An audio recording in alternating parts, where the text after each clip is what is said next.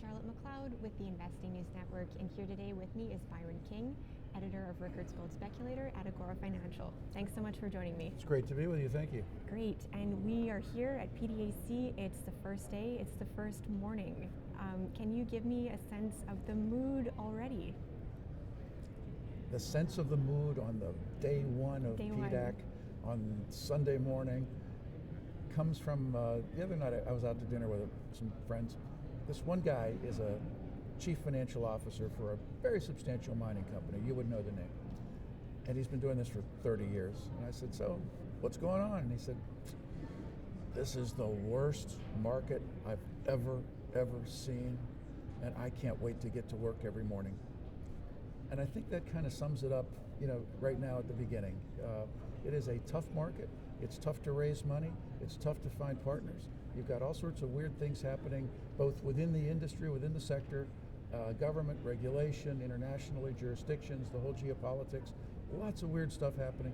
The mining industry ought to be doing great, but it's a tough market. Mm-hmm. But the people who are in it can't wait to get to work in the morning, because there's so much opportunity to do really great things. And it's right now.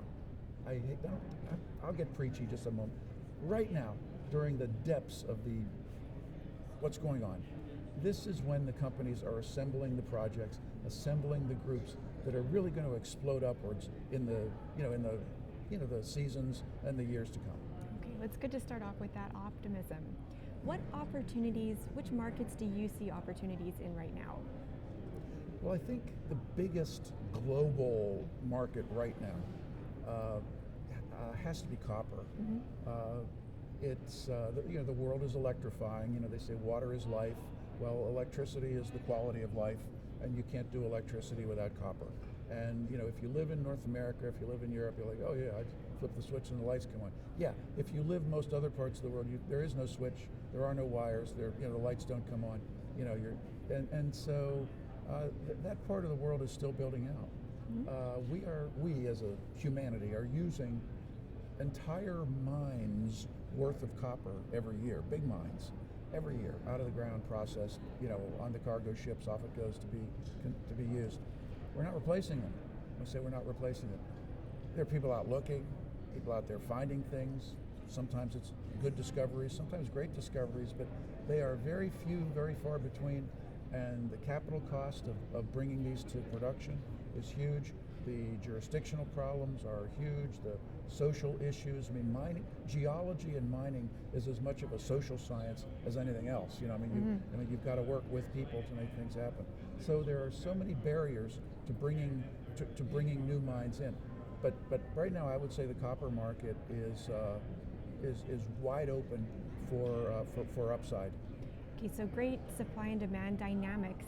Where should investors be looking? Should they be looking at those exploration or development companies right now in copper? A good exploration company is worth its weight in gold, to mix my metallurgical metaphors here. Developer companies, you're in that development process where they're spending money. But if you can find a developer who's on the glide path, towards really, coming in to a productive cycle, mm-hmm. to production. That's good. The actual producers are just cash flow machines. When the price of copper should continue to go up, mm-hmm. and as that price of copper goes up, for the most part, the costs are what they are. They're fairly fixed. I don't see energy prices going up too much higher than where they are. The price of oil is what it is.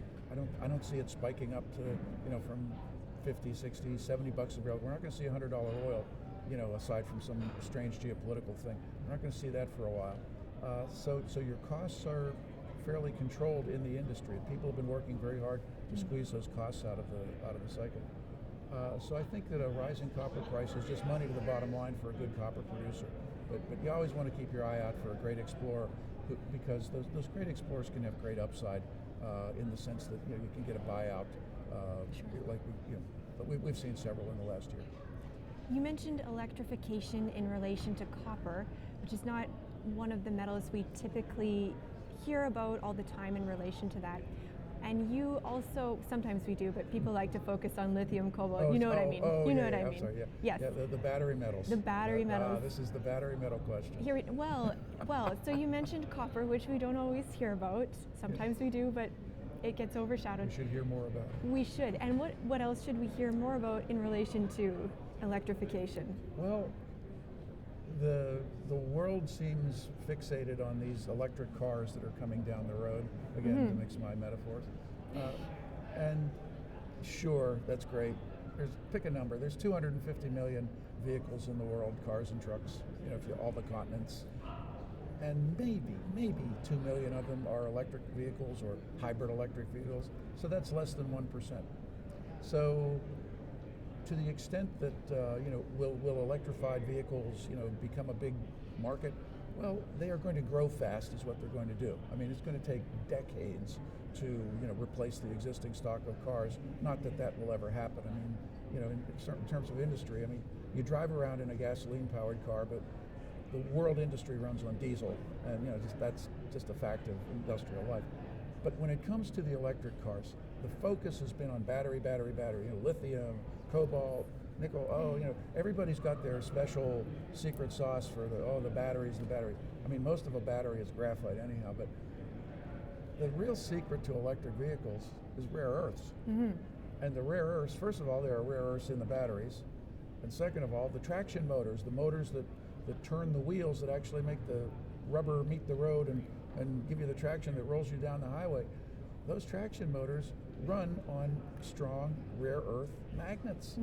And you're talking about moving from a few ounces of rare earths in a car to several pounds of rare earths in a car once you go electric. Now do the math, 16 ounces per pound. You go from a few ounces to a couple of pounds, you're looking at factors of 5 and 8 and 10 and 12 in terms of rare earth consumption. Praseodymium, neodymium, for example, just two names from the periodic chart, but they're critical rare earth elements in the magnets. So I see a really great future for rare earths. Now the downside, you're going to ask me. Of course. China. 85% of the world's rare earths are Chinese. Yes, because they captured that market in the late 80s, the 90s, the early 2000s. They were there. I mean, at one point they were up around 92% of global production was controlled by China, and so you're out here thinking, how do I crack that? Well, the good news is that they were 92, now they're 85, which tells you that there's something going on out there, and there is something going on out there non-China. There's going to be more non-China. China has its own rare earth issues. They've been closing mines because of environmental problems. China internal rare earth consumption is growing just because big country, they're building lots of things for themselves. Building their own building. Most of the electric cars that are made in the world today are made in China, by the way. So they're making electric cars, electric buses. They're replacing entire fleets of city buses with electric buses, and plus everything else that uses rare earths, whether it's electronics, your smartphone. I mean, my Apple iPhone. Out of 92 elements on the periodic table, I think 63 of them are inside of an Apple iPhone, according to a professor of chemistry at MIT who went to the trouble to figure this out. So I see a great future for rare earths, and we've got some ideas on how to crack that. It's not so much a mining play as it is almost a chemistry play. It's a downstream refining and processing play. But it's going to happen because it has to happen, because the Chinese side of the supply is drying up. And so if not China, is this in North America that we would see this? You see globally. I mean, you've got operations in Asia. In Malaysia, for people who know what I'm talking about, you're seeing a European move towards it, and there is I'll call it embryonic move in the U.S. Canada. And I say embryonic. I mean it's advanced staged embryonic, but I mean the egg is starting. You're starting to see the little chick peck at the shell to come out of the egg. That's how embryonic it is. But we're going to see a lot more North American, U.S. Canada type of rare earth development. Okay, great. I can't let you go without talking about gold. Oh, gold. How are you feeling about gold right now? Both prices and the events that are going on in the market right now. Well, we had a nice run towards the end of 2018 and in the first month, 2 months really, of 19. A lot of it had to do with the Federal Reserve backing off on the interest rate increases and announcing a different set of guidance for the coming year. Gold went up. Gold went from the low 1200s up to what was it, 1340, over 1340 at one point. But it pulled back, in the last week or so, just before PDAC. Thank you very much. Geez, oh man, how to throw a wet blanket on the party here.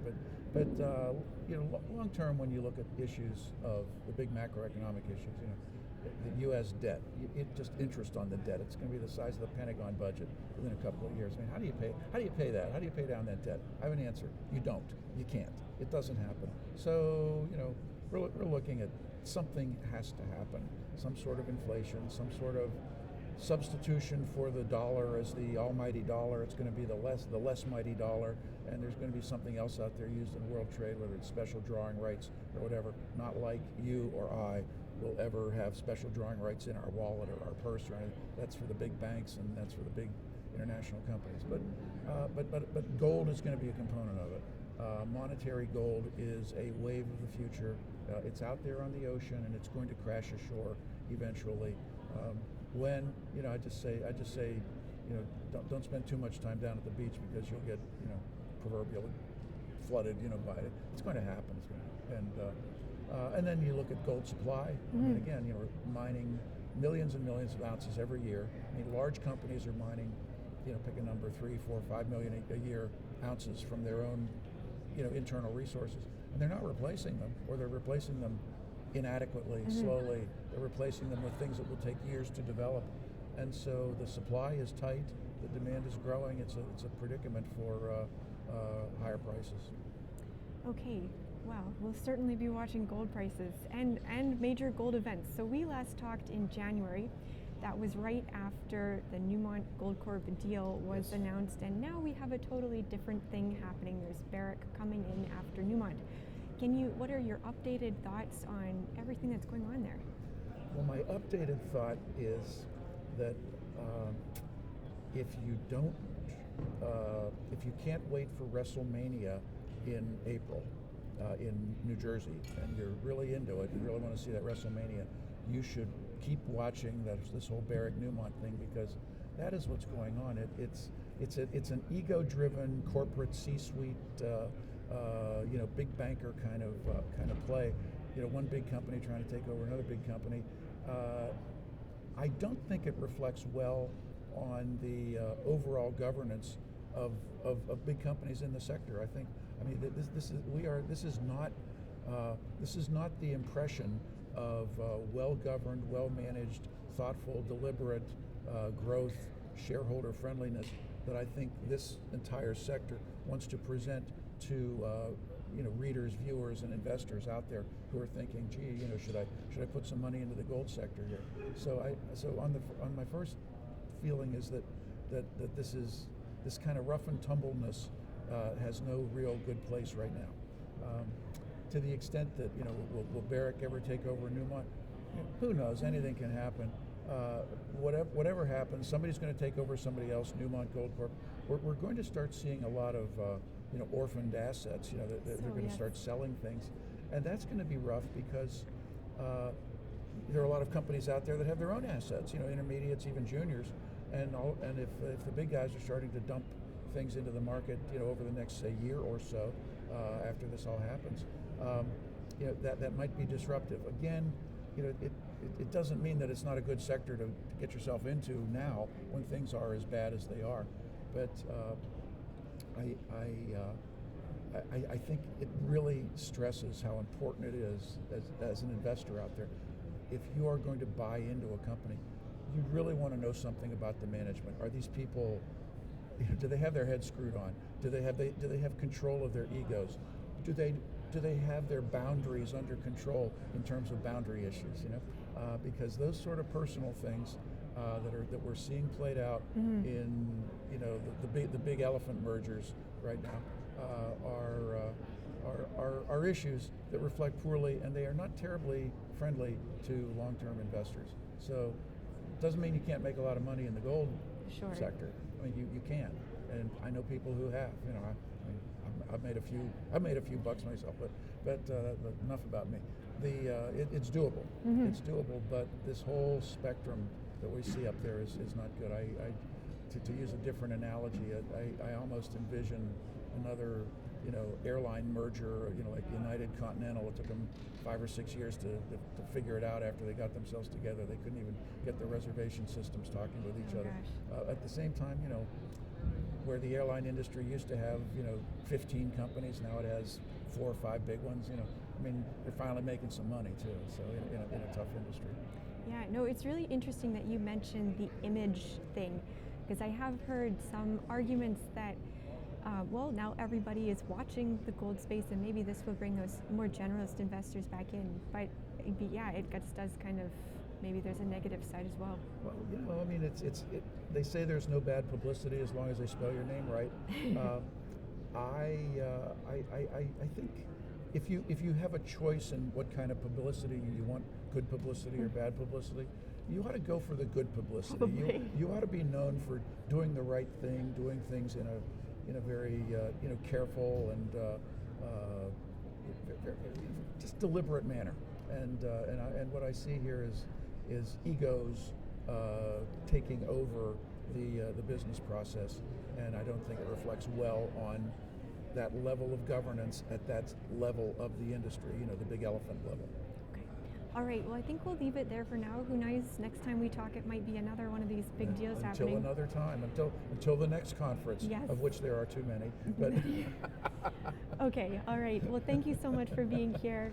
This one is not too this many. One, this one. This is the conference. This is the important conference. We are here, and it's going to be great. Great. Okay, well, thank you so much. Once again, I'm Charlotte McLeod with the Investing News Network, and this is Byron King.